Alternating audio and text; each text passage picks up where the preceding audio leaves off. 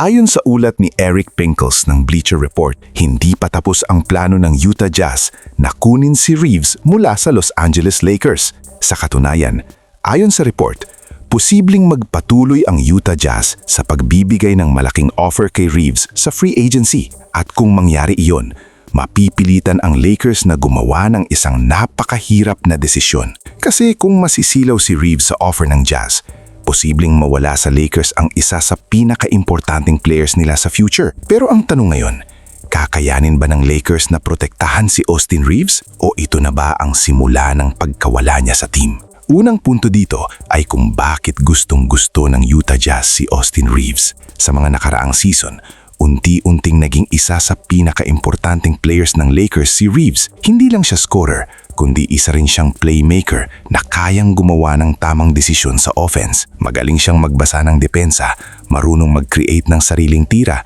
at higit sa lahat, kaya niyang maglaro kasama ang mga superstar. At ngayon, lalo pang naging mahalaga ang value niya dahil sa presensya ni Luka Doncic sa Lakers. Maraming analyst ang naniniwala na si Reeves ang isa sa pinakabagay na backcourt partner ni Luka dahil kaya niyang maglaro parehong may bola at walang bola. Ibig sabihin, kung mawawala si Reeves sa Lakers, malaking problema iyon sa sistema ng team. Pero dito papasok ang plano ng Utah Jazz. Ayon sa mga report, handa silang magbigay ng malaking kontrata para lang makuha si Reeves. Ito ang tinatawag na pressure move laban sa Lakers at mas lalong nagiging interesting ang sitwasyon dahil dati ang target ng Lakers sa Utah ay si Walker Kessler, isang young defensive center na bagay sana sa pangangailangan ng Lakers sa ilalim. Pero ngayon, parang nagbago ang direksyon ng usapan.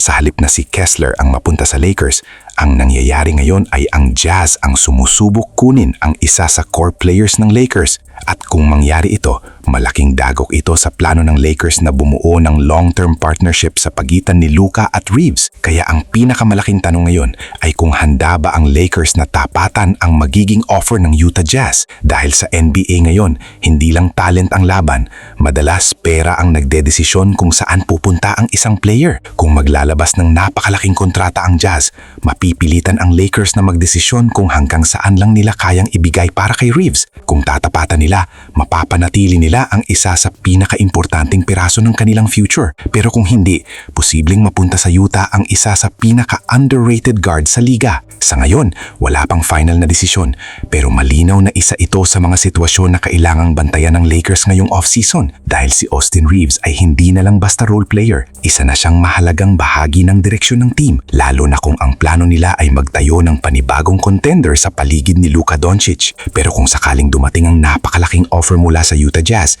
kakayanin ba talaga ng Lakers na tapatan iyon? O posible bang tuluyang maagaw ng Jazz si Austin Reeves? Kayo, ano sa tingin ninyo? Kung kayo ang Lakers management, tatapatan nyo ba ang kahit gaano kalaking offer para kay Austin Reeves? O hahayaan nyo na lang siyang umalis at humanap ng ibang piraso para kay Luka? Comment down below ang inyong opinion.